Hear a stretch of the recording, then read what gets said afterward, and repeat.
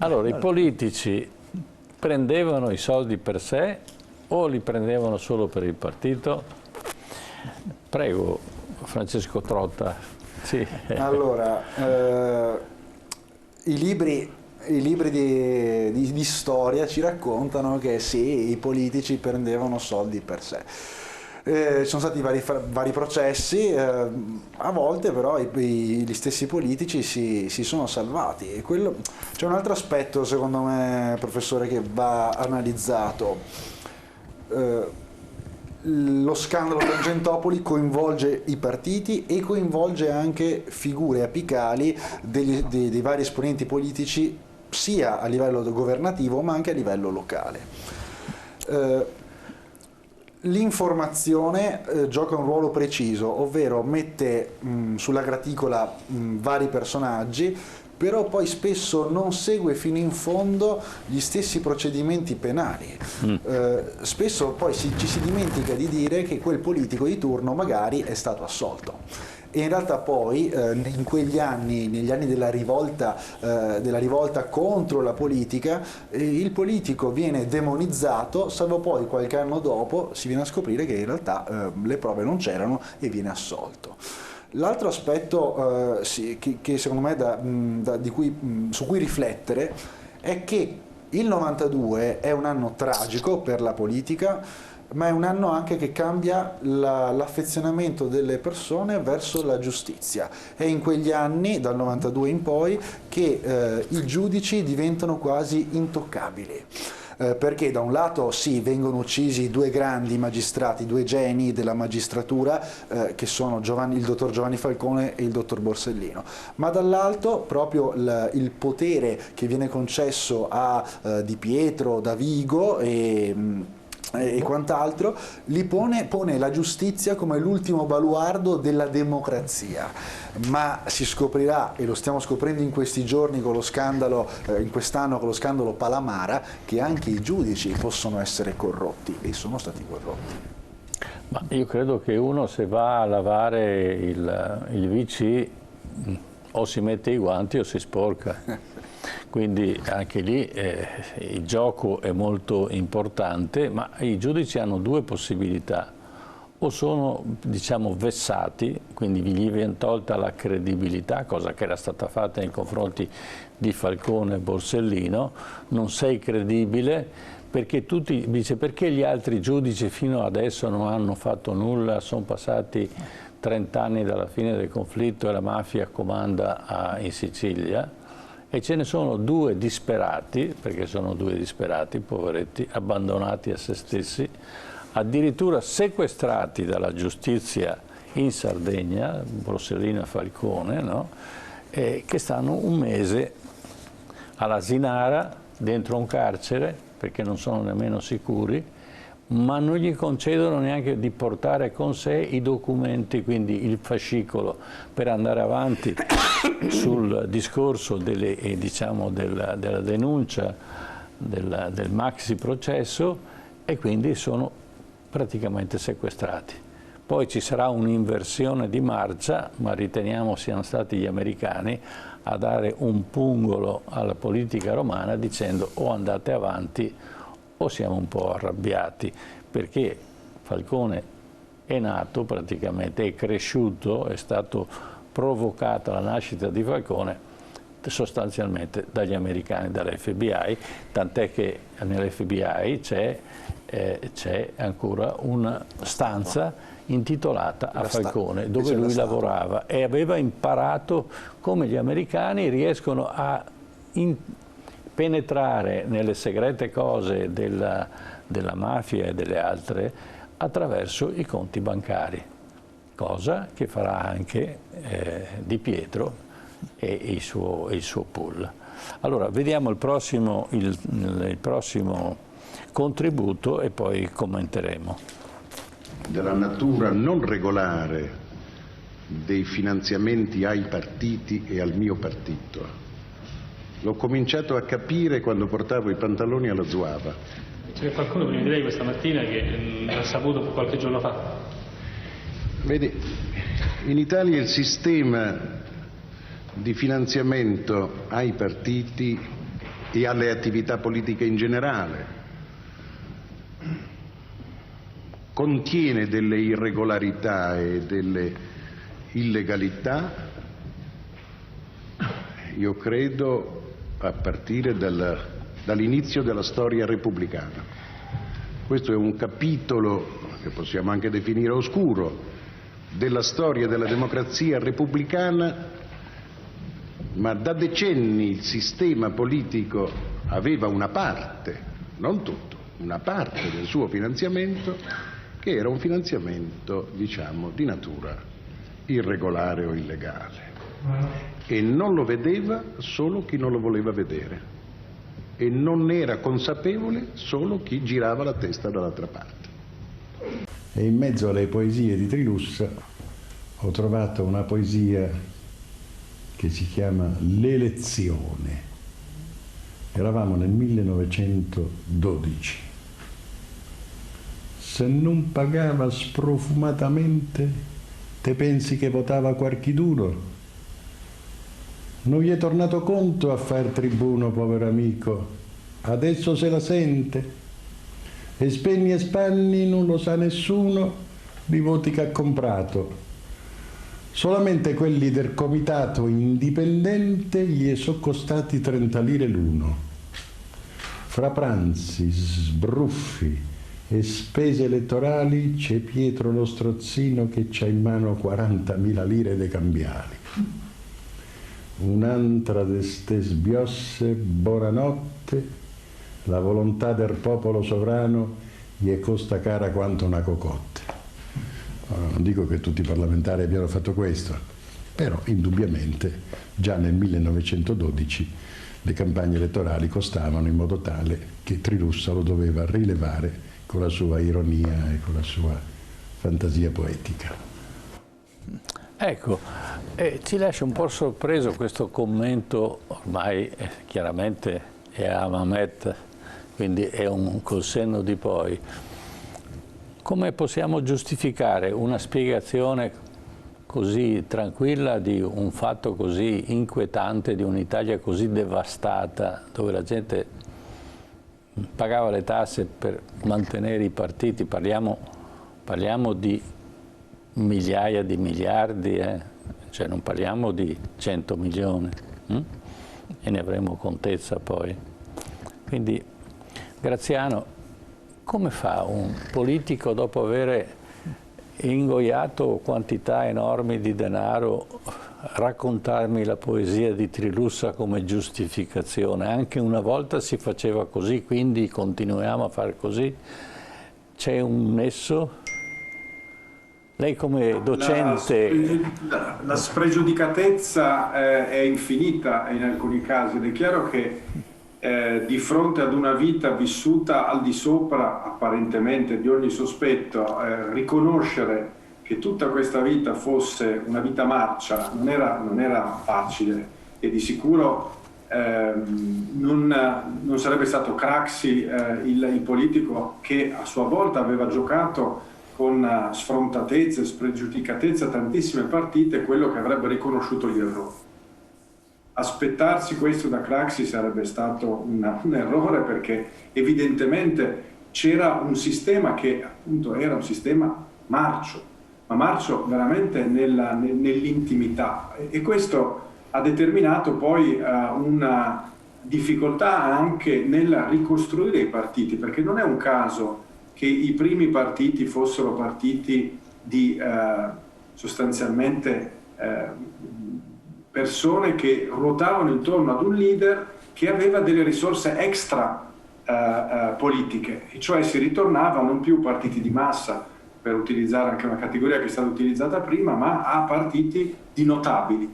Cioè, il partito di Berlusconi era un partito di notabili all'inizio, cioè un reclutamento di persone, e questa era una delle argomentazioni che si faceva allora, che non hanno bisogno di arricchirsi in modo illegittimo perché sono già ricchi personalmente, e quindi hanno già delle risorse che li pongono al riparo dall'arricchimento illegittimo. Chiaramente non era un'argomentazione che potesse essere sostenuta a lungo, perché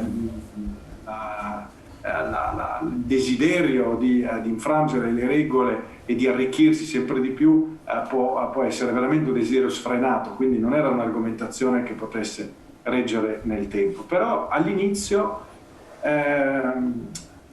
si credeva che anche nel non riconoscere l'esistenza di questo sfacelo da parte di Craxi, ecco, la sua dipartita, la sua uscita di scena in modo veramente tragico avesse potuto aprire una nuova porta. Ecco, poi questa porta in parte lo sapevamo già, ma in parte ci siamo resi conto sempre di più, poi così nuova non era, perché il malcostume è continuato sotto altre forme e di certo ancora oggi è vero, dobbiamo fare un po' i conti con il fallimento della questione morale che non dimentichiamo era stata già posta da alcuni politici, era stata posta con forza da Berlinguer, era stata posta con forza in un momento in cui il Partito Socialista non era ancora diventato quello che poi sarebbe diventato. Quindi forse una lezione che possiamo apprendere non tanto da Craxi, dal mancato riconoscimento dei suoi errori, ma dal sistema politico e partitico italiano che c'era, e che alcuni politici erano diversi da altri e alcuni politici erano in grado di vedere quello che stava accadendo, non avevano la forza politica per fare molto. Questo è fuori di discussione. Lei è d'accordo? Allora, il del tutti erano corrotti mi lascia sempre un po' perplesso. Democrazia cristiana, si pensa sempre ci sia l'assioma democrazia cristiana uguale mafia, non è così, ma in Sicilia non era così. Basti pensare a Piersanti Mattarella, il governatore e il presidente della regione Sicilia, ammazzato nel 1980. Anche lui nel suo piccolo, con il suo potere rappresentava l'esperimento che ci voleva essere con Moro a Roma, l'apertura a sinistra. Piersanti Mattarella viene ucciso in un gioco di potere più grande di lui, quando anche lui voleva essere un rinnovatore. Mi piace il fatto che il professor Graziano abbia sottolineato la riproposizione del tema della questione morale. Di recente anche il Movimento 5 Stelle ha riproposto la questione morale, sui generis ovviamente, col tema dell'onestà. Se vi ricordate quando è entrato Grillo, certo, l'onestà, e mi ricordo Beppe Grillo da Bruno Vespa, e Bruno Vespa che gli chiede: ma alla fine cosa ce ne facciamo dell'onestà? Quindi siamo sempre la politica deve tornare ad essere una cosa seria.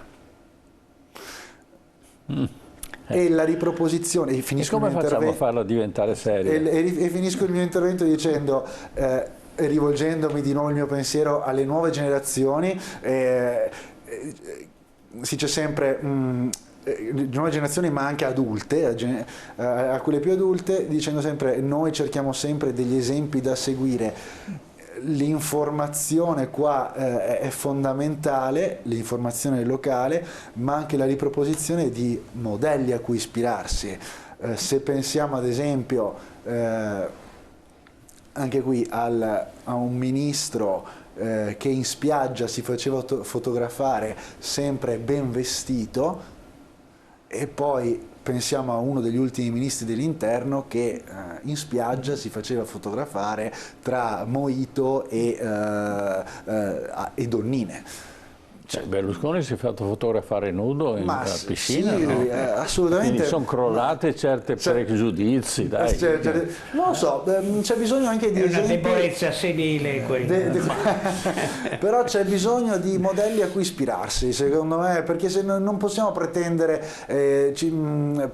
che ci si comporti bene se poi alla fine chi dovrebbe rappresentare in qualche modo essere un gradino al di sopra dovrebbe essere, sì. La trasmissione precedente abbiamo fatto uno dei nostri, diciamo, segmenti riguardava la rinascita di Confucio, del confucianesimo in Cina. Cioè i cinesi hanno bisogno di una morale, sì, perché è un popolo che è stato decapitato e che in questo momento non riesce, i giovani non sanno dove guardare. nelle scuole stanno rinsegnando Confucio. Cioè, non so se mi spiego, hanno fatto una rivoluzione per tornare dove erano prima? Ecco, volevo confortare l'affermazione che lei ha fatto. Mi fa piacere, ma io le dico anche un'altra cosa. Non c'entra, ma nel mio ragionamento, ora le sottopongo. Si parla ogni anno c'è il problema della droga che riemerge, no? E ogni anno la politica regionale o governativa o anche locale ripropone il tema della prevenzione, ma il tema della prevenzione è uguale da 30 anni a questa parte, cioè la prevenzione viene fatta con le stesse modalità. Se viene riproposto sempre il tema della prevenzione vuol dire che magari è fallito. Perché non si cambia e non si aggiorna il sistema? Certo. Non si aggiorna il sistema e si evolve la corruzione, dobbiamo evolvere anche il tema della legalità. La terza parte di questa trasmissione parliamo di immondizie e di inceneritori. E mi pare che siamo sempre là. Siamo sempre là. No. Anche su quello, Allora, certo, sono due sistemi, i problemi hanno due soluzioni, o si risolvono o rimangono là. Allora, adesso passiamo al prossimo contributo e vediamo un attimo come Craxi e Tangentopoli si muove. Nell'ambito della lottizzazione totale, la ripartizione che si era stabilito di fare era una ripartizione abbastanza banale. Ogni 100, 25 alla DC, 25 ai socialisti, 25 a chi governava e 25 andava a quelli che erano i comunisti di allora, i quali però non chiedevano 25 in tangenti, ma chiedevano 25 in opere. Non è perché erano più nobili, è perché lo davano alle cooperative che poi finanziavano e davano direttamente al partito, quindi sempre 100 era alla fine. Però a Milano, per quanto riguardava la metropolitana milanese, il Partito Socialista la faceva da leone e soprattutto lì, proprio perché era a Milano e proprio perché c'era Craxi, una quota doveva andare direttamente a lui. E chi era l'uomo di riferimento? Si chiamava Silvano Larini. Silvano Larini era un architetto Viveur, passava 6 mesi in Polinesi e 6 mesi in Italia. Però quando tornava in Italia raccoglievo questi soldi che il sistema gli dava, il sistema erano i referenti di ciascuna di queste aree, raccoglieva e le portava in piazza del Duomo 19 e le depositava in camera da letto, perché Bettino Craxi aveva una cameretta dove riposava con un lettino, e allora le depositava lì. Quindi una volta che siamo arrivati a Larini siamo arrivati anche a lui, evidentemente. Perché?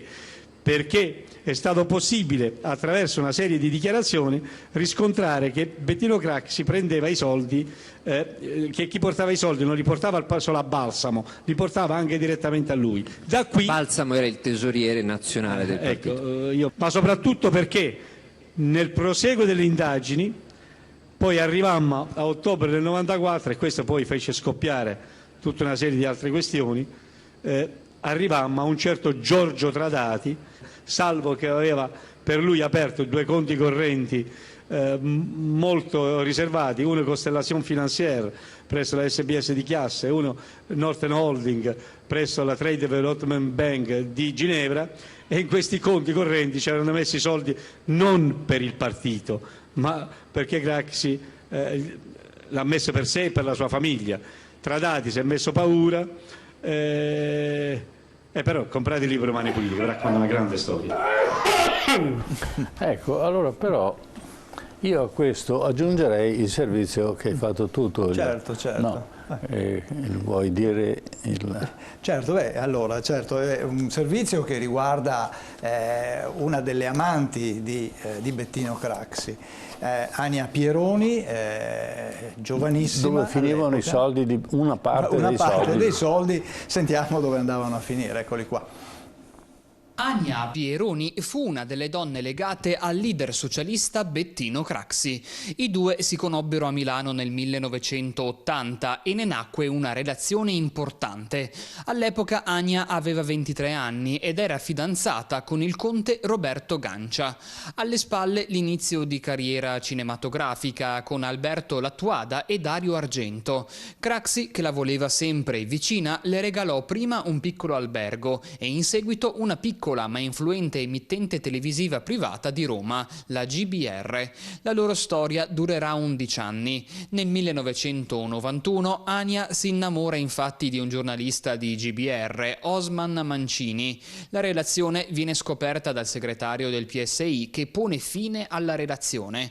Quando Craxi fu coinvolto nello scandalo di Mani Pulite e fu costretto a fuggire in Tunisia, Ania, che fu una delle poche persone a non voltargli le spalle, attraversò un periodo di crisi professionale, nel corso del quale non le vennero più offerti ruoli sul set. Craxi sostenne di essere stato condannato perché non poteva non sapere e definì le mazzette come un peccato veniale. Dalle sentenze però emerse il contrario. L'ex presidente del Consiglio era consapevole delle bustarelle incassate. I giudici del processo di secondo grado, nella sentenza, spiegarono che Craxi dispose prelievi sia a fini di investimento immobiliare, l'acquisto di un appartamento a New York, sia per versare alla stazione televisiva GBR di Roma, di cui era direttrice generale Ania Pieroni, un contributo mensile di 100 milioni di lire. Lo stesso Craxi poi dispose l'acquisto di una casa e di un albergo a Roma intestati alla Pieroni. Alla donna Craxi fece pagare anche la servitù, l'autista e la segretaria. Ecco, quindi questo è il contributo. Questi sono una parte minima di soldi che poteva dare. Allora, non è vero che lui sosteneva l'emittente, i soldi arrivavano direttamente alla fanciulla, la quale ebbe un figlio da Craxi. Cosa dici? Cosa dici? Questa storia, devo dire, mi lascia così un po' sorpreso, pur essendo io dentro a molte chiacchiere romane, questa non mi era mai arrivata, quindi gli faccio i complimenti di aver... però io devo dire due considerazioni, ormai mi pare che siamo verso la fine, no? No, ne abbiamo ancora un pochettino. No, ma va bene che eravamo fino alle 10:30. Va bene, vuoi lasciarci così presto, dai. L'anticipo, no? Poi delle altre. La prima, che per quanto io ho conosciuto, dico per quanto posso dire io, non ho conosciuto politici, pur avendo conosciuto politici importanti che maneggiavano i soldi dello Stato a centinaia di miliardi, ecco, il bilancio dello Stato, ministri per decine d'anni. Ho assistito poi, io ero anche di correnti diverse, però quel tempo, sul corrente degli anni, si superano anche le scintille di quando si era più giovani e la politica era più feroce. Poi quindi con l'età, poi gli anni che passano, le disgrazie. Moro, un grande ministro nel Veneto, non faccio il nome, ma credetemi sulla parola, uno dei più importanti amministratori e ministri del Veneto, che io nella sua vecchiaia poi ho conosciuto bene da vicino, ne ho conosciuto la famiglia che non conoscevo prima. Quando è morto, bene, aveva nel suo biglietto, nel suo libretto 12.000 euro e come unico bene su cui credo è abitata la moglie, che era un'insegnante, una persona molto per bene, un mini appartamento in una piccola cittadina di provincia. Quindi sì che i soldi ne erano passati, sì. Tant'è che anche in congressi politici si parlava di questo. Ma tu sai che... E devo dire, però... 4 anni fa, un certo Presidente del Consiglio, che vado vagamente a considerare un certo Renzi, fece un condono. sapete che c'è stato un condono 4 anni, 4-5, quando era Presidente del Consiglio Renzi, c'era un condono. È un condono secretato, vedete che non cambia niente. Se avevi un conto svizzero bloccato, perché se lo toccavi succedeva un pandemonio, potevi condonarlo, e quindi tutta la politica italiana che conservava bloccati conti considerevoli in Svizzera erano sbloccati attraverso questo condono. Quindi magari il politico in Italia aveva un conto corrente di poco. Questo è certamente vero, no? Questo che ho conosciuto io bene fuori dell'Italia. Siccome non l'abbiamo nominato, lo assolviamo a divinis. Dico quello che io ho visto, come invece ho visto gente che si è arricchita con la politica. Questi ne ho conosciuti parecchi anche, ma devo dire che in genere erano o imprenditori spregiudicati o cosiddetti commessi di Stato, quelli che erano i manager delle grandi aziende statali. Posso dirti 2 nomi?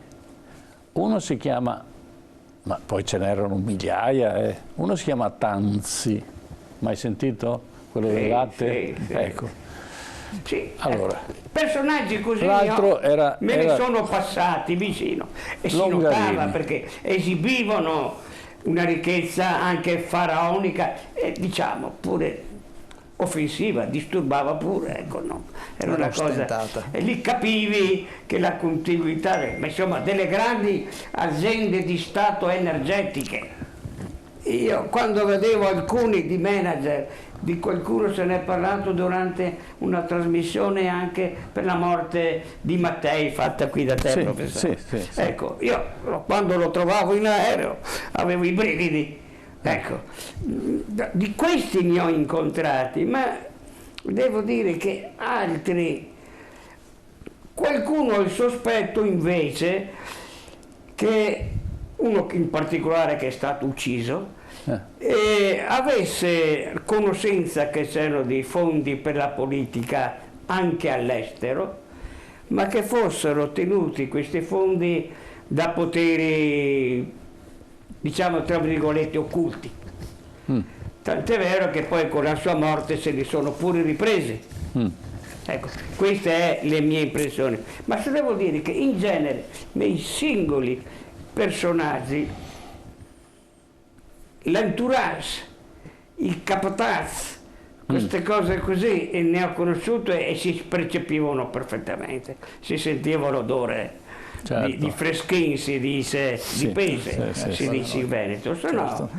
Però l'altra considerazione che volevo fare, ma se tu dici che la trasmissione continua me la riservo per dopo, era che un giudizio sui processi storici io lo darei, e su questo voglio sentire anche il professor Giordano, separando le storie individuali, perché se nella storia guardi solamente le cadute individuali sembra una storia di piccolezze. Se guardi il processo finale dove anche queste debolezze hanno portato, la storia la giudichi anche in un modo diverso, non per giustificare le debolezze, ma per dire, come dico anche nel Vangelo, dice è bene che ci siano anche i peccati, le disgrazie, felix culpa.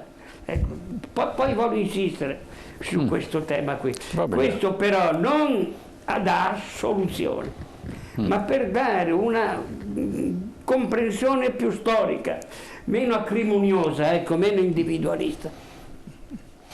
E allora passiamo al prossimo contributo e vediamo un attimo Di Pietro, Daviga, cosa stanno combinando. E arriva la telefonata in cui si dice: dall'ufficio del Presidente della Repubblica cercano il magistrato Di Pietro. Oh, Madonna, comandi. Arriva questa telefonata, era il segretario generale del Presidente della Repubblica, o chi per esso, che dice: le passo il Presidente del Consiglio. Sì, sono il Presidente del Consiglio, mi perdoni, avrei bisogno di parlarle, sono qui davanti al Presidente della Repubblica che abbiamo parlato di lei, abbiamo bisogno di parlare con lei perché abbiamo bisogno di lei. Non possiamo vederci dalla Presidenza della Repubblica, io non ancora prendo possesso, può venire in via Cicerone, vado lì, come arrivo lì vedo sotto già tanti giornalistici, salgo sopra, studio Previti, entro dentro e mi trovo Dell'Utri, Previti, Berlusconi, Letta, Stringi, vuole fare il ministro dell'interno, ma no, non so che fare. Telefona a Davigo, pure a me.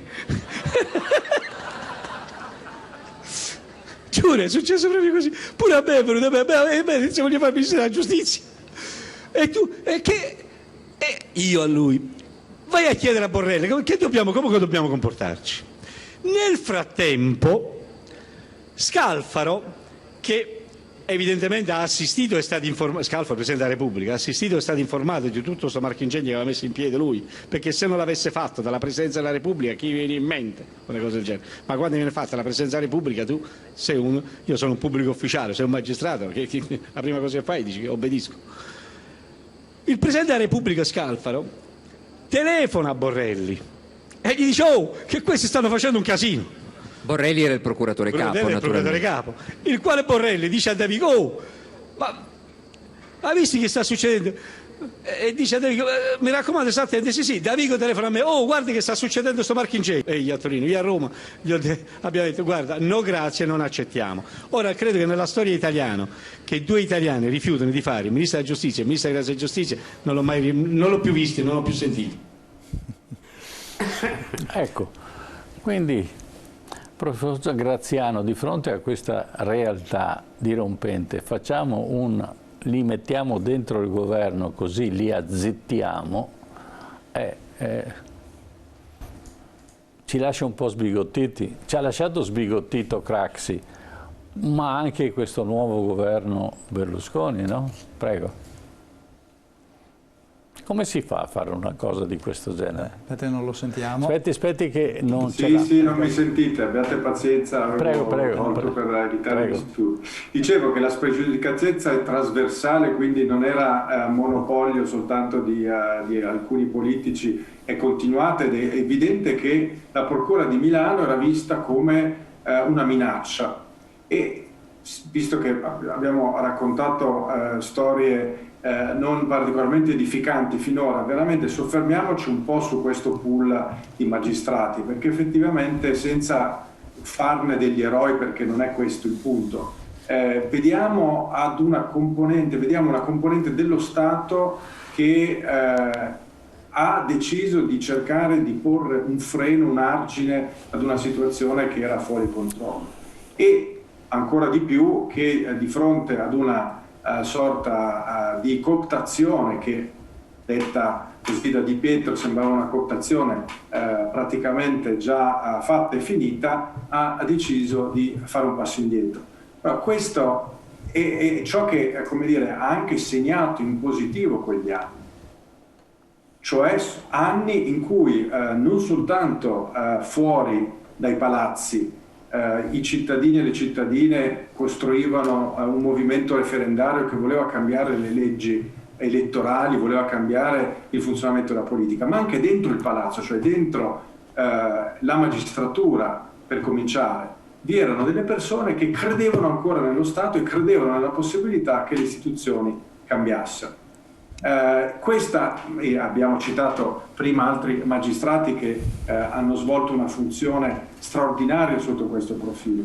È stato ricordato ancora quanto la magistratura fosse diventata in quegli anni un oggetto di attenzione da parte dei cittadini e di rispetto, perché è da quegli anni che la magistratura diventa un soggetto particolarmente ben visto, che suscita entusiasmi, anche veramente entusiasmi. Poi anche qui purtroppo abbiamo visto un'evoluzione che a sua volta non è stata particolarmente edificante, però indubbiamente l'aver deciso di rimanere magistrati, l'aver deciso di non scendere in politica. Poi Di Pietro, come sappiamo, ha avuto una storia un po' diversa dagli altri membri del pool, ma ragioniamo al di fuori dei personalismi al di fuori delle persone, ragioniamo in modo un po' più sistemico.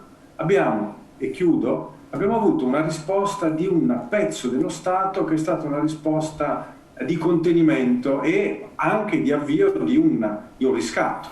E questo, se vogliamo pensare veramente all'eredità di Tangentopoli, al di là di Craxi, delle avanti, di tutto ciò che c'è stato, non lo nego, ma che alla fine non ci lascia molto. Pensiamo a come un paese ha cercato di reagire con le proprie forze, indubbiamente in uno scenario internazionale che consentiva anche alla magistratura di essere un po' più libera di come. Mi scusi, chi nel paese ha reagito? E questo è un elemento, giusto per chiudere, è un elemento che mostra come anche in alcuni momenti di difficoltà dentro lo Stato ci siano delle persone, ci siano degli spiriti, utilizzo volutamente questo termine, liberi che hanno fatto anche la grandezza di questo paese. Abbiamo menzionato molte storture e ci sono, però cerchiamo anche di sottolineare il fatto che dentro lo Stato c'erano e ci sono ancora oggi degli elementi, delle forze di resistenza che non sono in alcun modo da sottovalutare. Però c'è qualcosa che non riesco a capire. Ci sono migliaia di magistrati e ci sono 3 ragazzini, perché li abbiamo visti da giovani, adesso Di Pietro lo vediamo che è anziano, insomma Davigo, sono ragazzini. Questi riescono a fare quello che grandi magistrati, che sono lì da anni, che hanno un'esperienza mostruosa nella magistratura, che se toccano una cosa la fanno a pezzettini e non fanno niente. Mi spiega perché?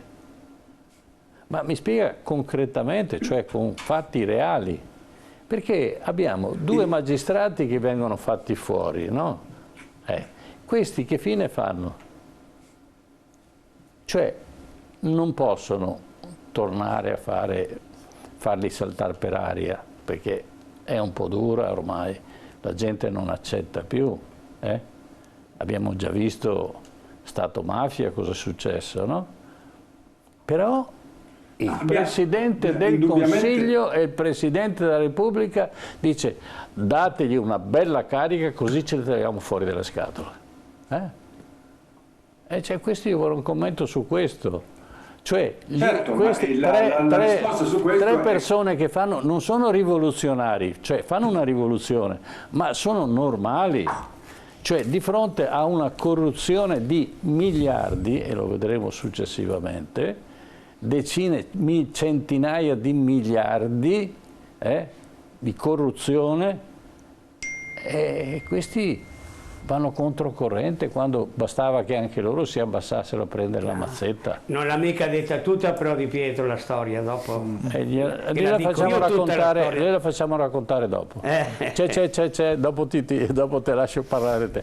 Questo che mi domando, cioè 3 scavezzacolli che riescono a mettere in crisi uno Stato, a che punto eravamo arrivati? Qual è il limite? Eravamo sull'orlo del baratro, ma questo lo è vero anche per quanto riguarda i conti pubblici. Cioè nel 93 c'è stato un momento in cui pareva non si potessero pagare gli stipendi, quindi erano veramente mesi, sono stati anni di grandissima tensione e ripeto, il fatto che dentro la magistratura, che a sua volta era comunque un organo che ha avuto moltissime difficoltà in termini puramente di moralità, perché ricordiamoci il porto delle nebbie di Roma, cioè non c'era Milano ma c'era anche Roma. Allora, quindi, per vedere queste cose ci sono dei bilanci con sforamenti, e siamo al governi Craxi, no? Quanto sono durati i governi Craxi?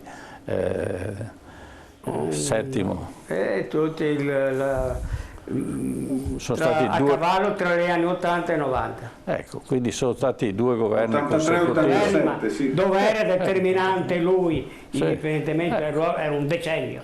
A cavallo tra gli anni 80 lo sforamento medio di 130% sul bilancio mai visto prima. E cosa ha fatto l'Italia in quell'epoca? Ha costruito le dighe, ha costruito il Mose, ha fatto il ponte di Messina? No. Era tutta una dilapidare i soldi non dello Stato, perché lo Stato è sempre una cosa astratta, i nostri soldi di cittadini. Quelli che non pagavano, lei pagava le tasse, suo padre pagava le tasse e andavano in tasca dell'amante diciamo è una briciola quella, ma dell'amante di Craxi, perché lui 100 milioni al mese glieli doveva dare, parliamo di 1.200.000 all'anno. Allora le racconto un altro aneddoto, perché questo... Mi propongono, perché GBR, ero stato socio anch'io, poi l'abbiamo abbandonata perché il titolare era un po' birichino. Poi è subentrato Craxi. Allora, mi propongono nel 94 di acquistare uno studio televisivo.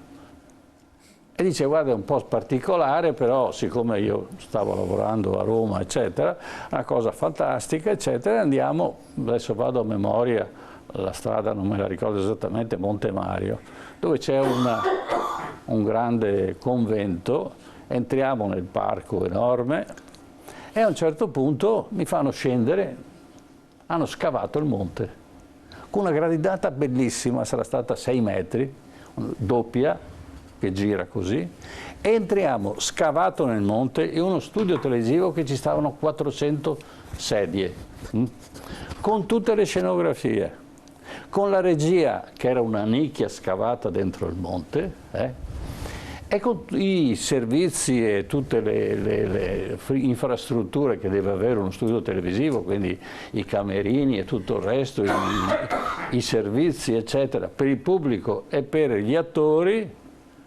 scavati dentro il monte.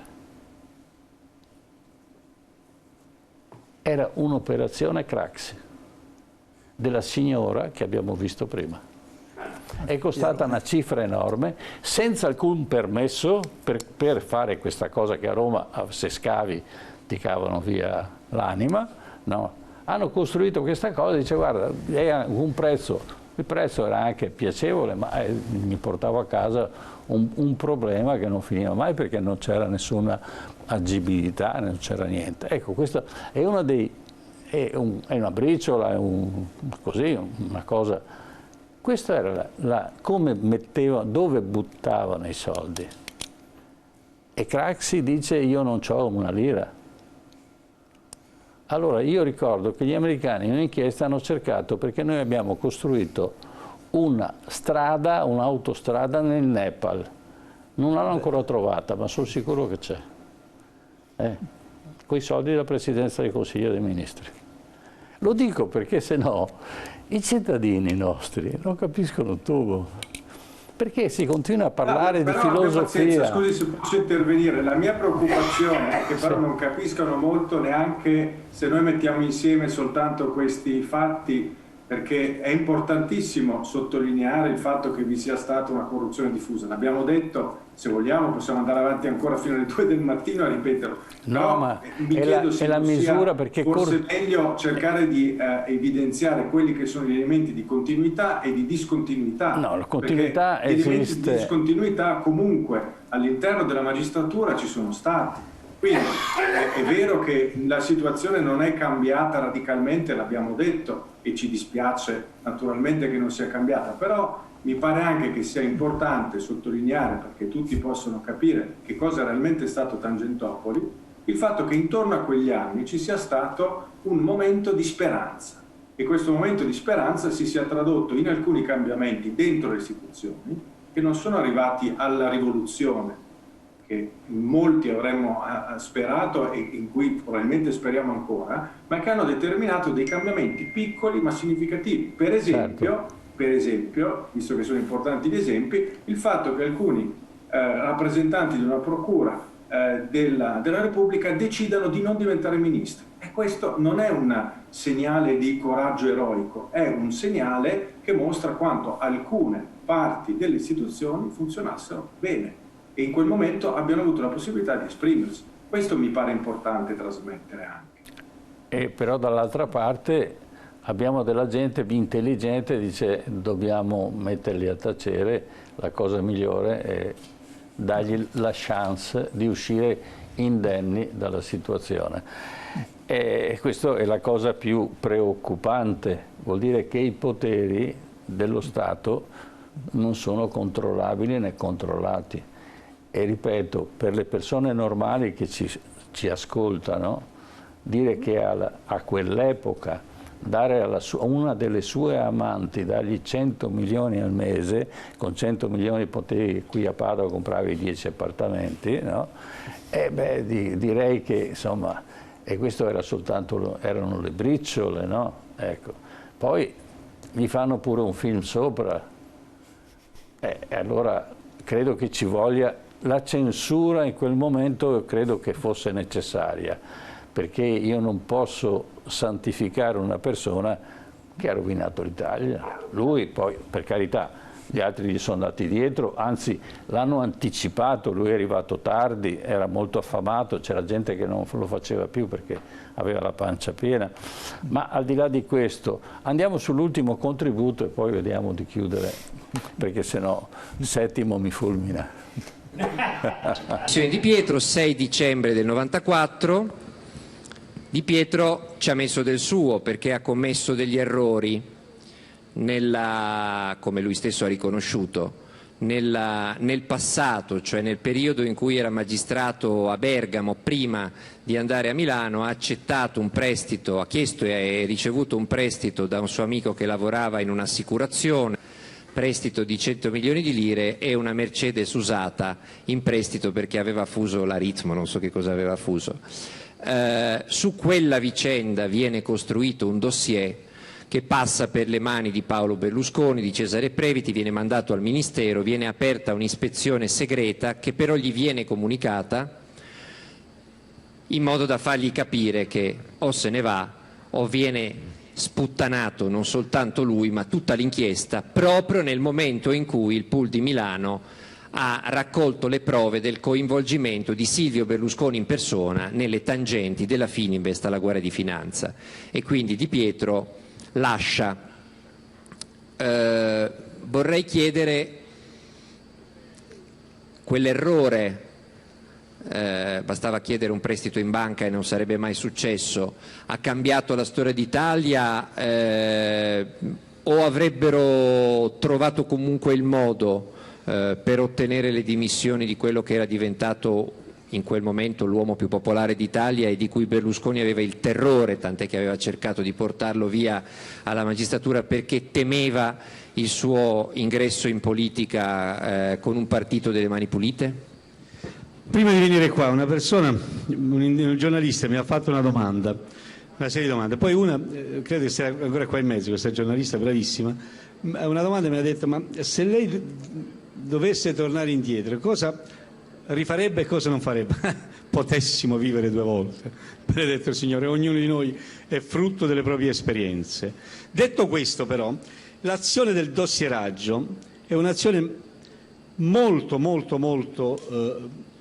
diciamo così drammatica, perché il dossieraggio non è un'attività con cui viene riferito il falso viene scoperto immediatamente.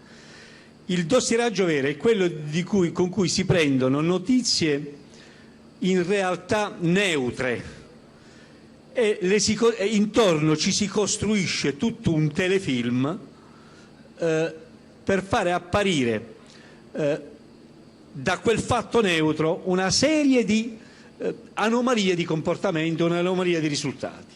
È quel che è capitato a me. Io certamente, se dovessi tornare indietro, farei delle scelte diverse, ma quando le feci in buona fede e feci quel che normalmente si fa, non è che non si fa.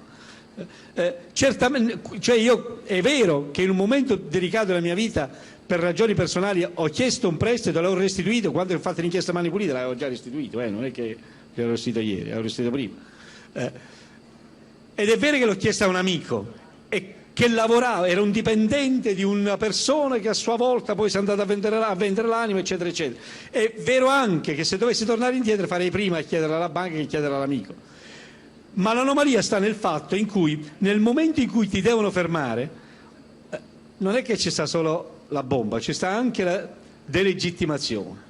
Ogni volta che si cerca di arrivare ad un certo livello, scatta sempre un meccanismo di delegittimazione. Soprattutto a me interessava dimostrare che non avevo fatto niente di illecito, avevo bisogno di farmi io giudicare, e credo che mi darai atto. Io mi sono fatto giudicare dai magistrati di Brescia, e dove in ogni procedimento è stato sentenziato che il fatto non sussiste. Il fatto non sussiste in termini naturalistici vuol dire che se fosse stato accusato di omicidio, il morto era vivo, non so se mi spiego. Quindi il fatto non sussiste. Però è l'unico modo che avevo per poter portare a casa e riportare a casa un po' di onorabilità. Resta l'amarezza perché quando uno fa il proprio dovere dovrebbe essere lasciato in pace a fare il proprio dovere. Questo bisogna lasciarlo in pace. E queste persone, questa è una vicenda vecchia, ormai ha 20 anni più, ancora sono nel loro posto, lui no. Allora, poi per carità, nessuno è perfetto, ognuno ha le sue responsabilità, ma anche questi casi che vengono portati e messi sulla schiena di Pietro non c'entrano niente con le inchieste che lui sta portando avanti. Anzi, nelle inchieste dove sta portando avanti gli offrono, lo corrompono, perché per me dire vuoi fare il ministro degli interni vuol dire ti sto corrompendo, smetti di fare quell'inchiesta che sta danneggiando i miei, non so se personalmente o attraverso, e invece avvantaggia gli altri.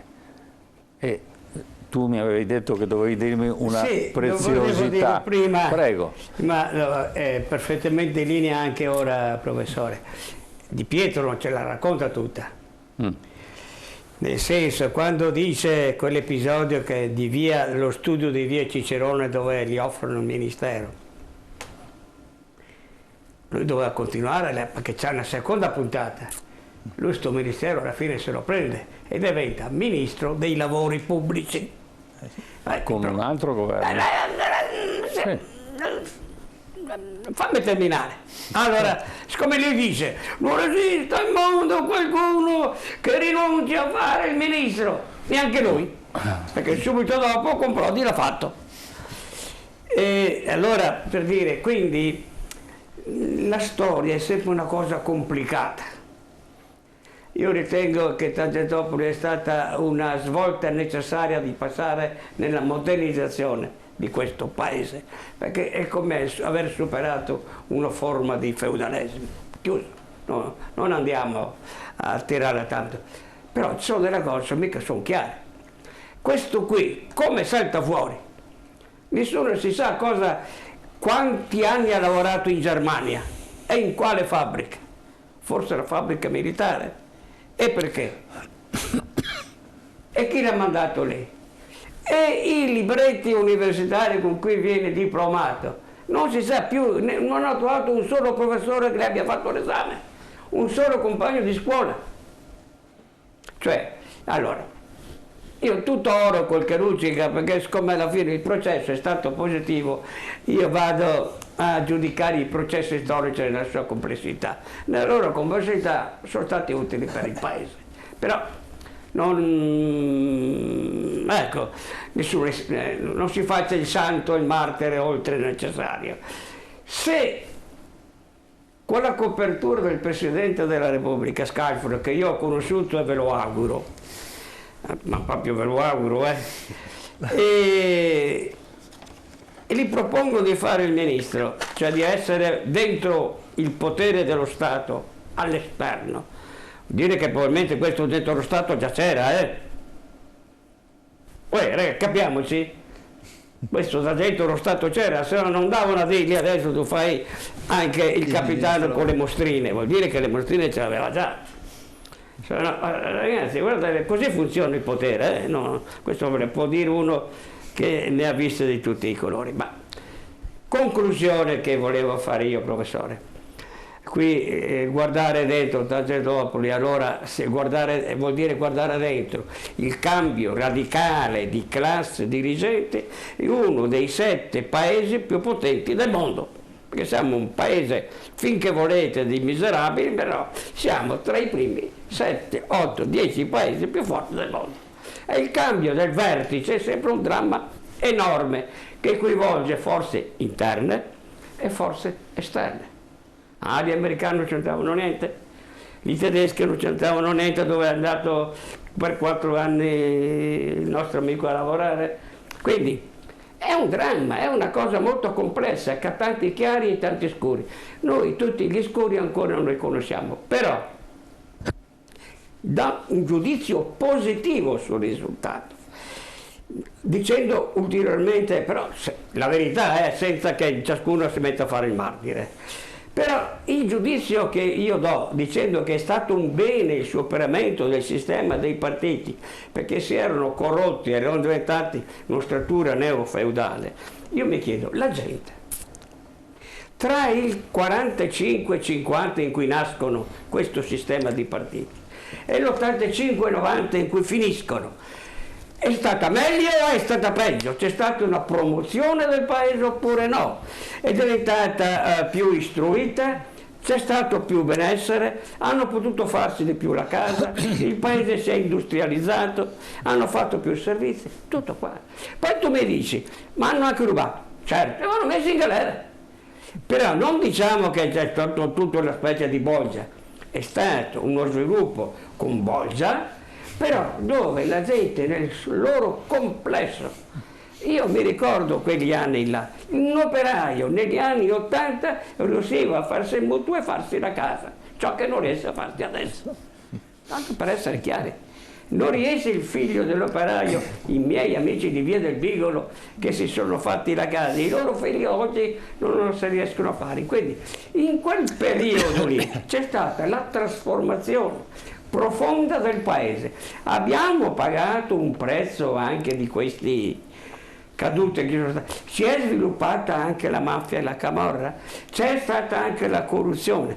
Sì, ma non è una storia di mafia e di camorra, non è una storia solo di corruzione, ragazzi. Se no, qua pensiamo che un mezzo secolo di storia del nostro paese è mezzo secolo di storia di mafia e di corruzione. Perché come adesso la magistratura non è tutta palamara, sono sempre che il risultato finale di Tangentopoli è hanno cambiato la classe dirigente e quindi quella almeno l'abbiamo cambiata. La magistratura è diventata una colita di palamara, come descritta da Salustri, non è mica così, non è mica così. Bisogna i processi giudicarli per quelli che sono e la storia per quello che non è una storia angelica, è una storia di lotte, di complessità. Ma io mi domando se il filone determinante, quello che domina, è un filone che consente a dire se c'è stato un processo, un progresso, un processo in avanti o c'è stato un ritorno indietro. Io ritengo che sia stato un progresso in avanti, non indietro. È stato lineare questo progresso? No. Ci sono stati dei tentativi? Sì.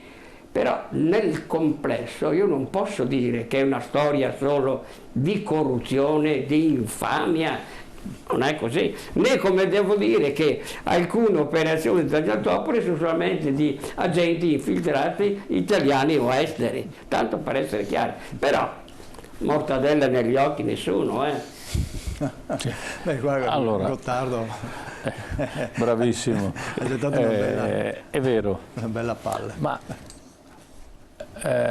se uno fa l'elemosina o mette del suo a un'altra persona, cioè si toglie da qualcosa di dosso e aiuta quell'altro, vado a domandare: ma tu come hai fatto i soldi?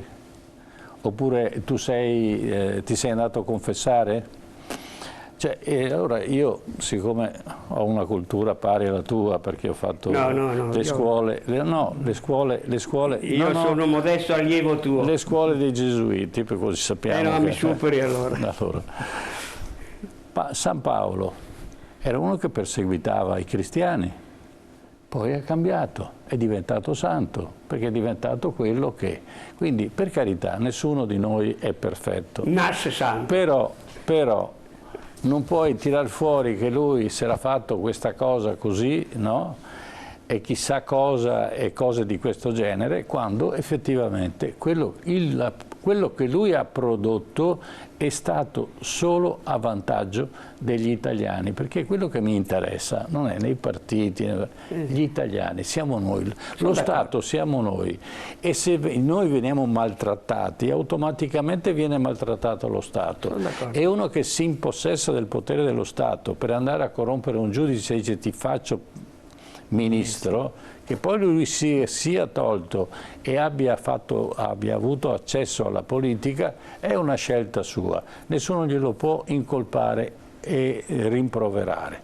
Quello che è importante, però è fondamentale, che lui nel suo lavoro, il mio dentista non mi interessa, oppure il mio chirurgo non mi interessa se c'ha l'amante, mi interessa che mi curi bene, giusto?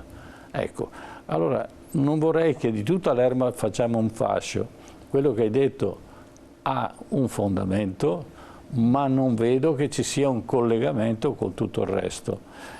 Professore Graziano vuole dare una sua chiusura, un suo modo di vedere questo argomento che abbiamo affrontato questa sera, che è estremamente complesso, perché poi abbiamo visto solo 2 protagonisti, ne parliamo di 5, 6, 7 mila protagonisti, quindi non potevamo passare tutta la serata a discutere di questo.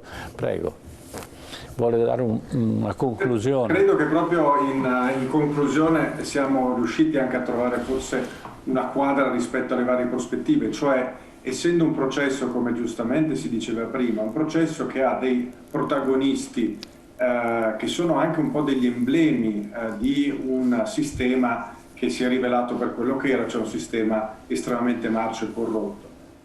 Allo stesso tempo lo Stato siamo noi, indubbiamente lo Stato in qualche modo è cambiato dopo il 92 e è cambiato nella magistratura, come si diceva, perché la magistratura non è senz'altro qualche mela marcia che era presente anche prima, e anzi prima era proprio, c'erano sistemi, ricordo ancora una volta, il Tribunale di Roma era visto come il porto delle nebbie, il porto delle nebbie perché quando arrivavano le pratiche, quando arrivavano i dossier a Roma non si vedevano più, perché venivano appunto sommerse dalla nebbia e se ne perdevano traccia.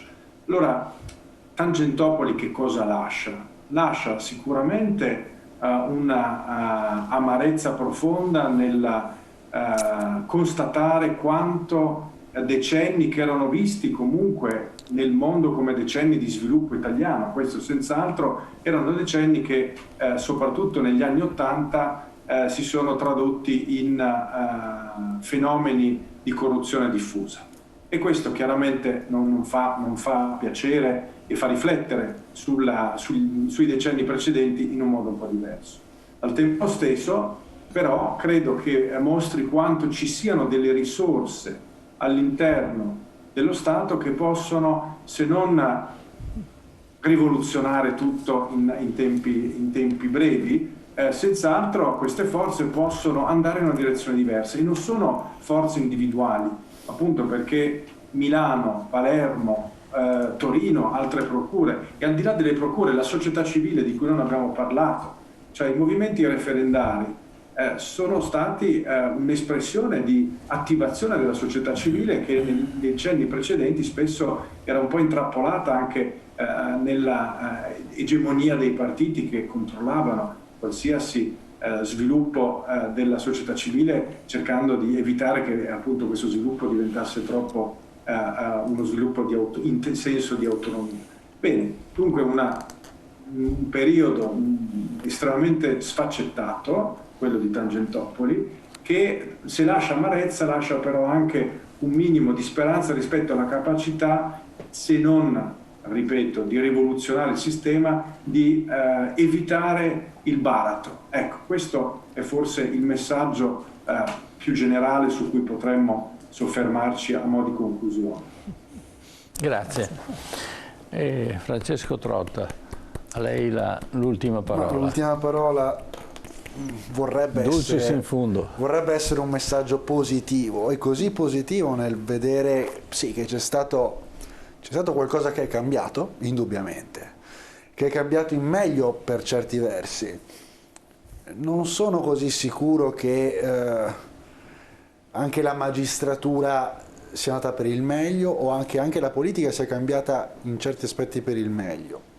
Quello che voglio dire è che sì, un tempo magari si diceva c'erano pochi magistrati e quelli bravi li ammazzavano, a Palermo, a Torino, a Roma, quando c'erano i magistrati che venivano uccisi dalle Brigate Rosse o dai terroristi neri.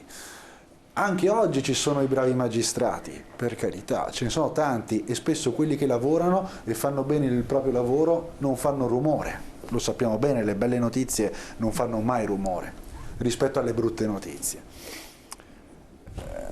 Purtroppo la politica è espressione del potere, e noi ci possiamo augurare, come diceva lei professore, lo Stato siamo noi, ci possiamo solo augurare che la politica serva noi, che li votiamo.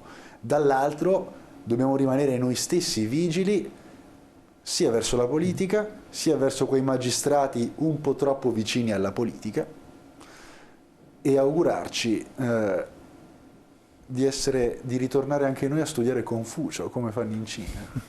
Beh, abbiamo abbastanza cultura per tornare indietro. Io vorrei che tornare a cercare la nostra cultura sia quella vera, non soltanto degli affreschi e dei muri, di qualche cattedrale, di qualche chiesa, ma purtroppo diciamo che la cultura è invece qualcosa che ognuno porta dentro, e che queste scuole, soprattutto con questi sistemi che oggi noi abbiamo, approfittare della capacità che abbiamo attraverso un computer di conoscere cose che prima era impossibile raggiungere, se non, io ricordo mi hanno regalato 12 volumi della Treccani, no, ci stava dentro un armadio e a scartabellarli ci voleva ore, no? Adesso entri in rete e trovi tutto e di più.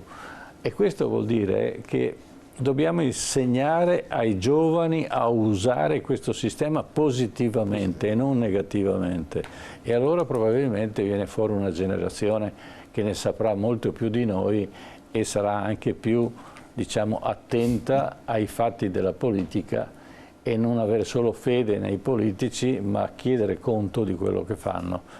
Grazie di essere intervenuti, ringrazio perché abbiamo approfondito bene un tema molto difficile, l'ha approfondito come potevamo ovviamente, perché è un tema molto più vasto, abbiamo trascurato tante cose, la presenza di personaggi sicuramente di altissimo livello politico, ma che comunque furono coinvolti poi in tante altre cose.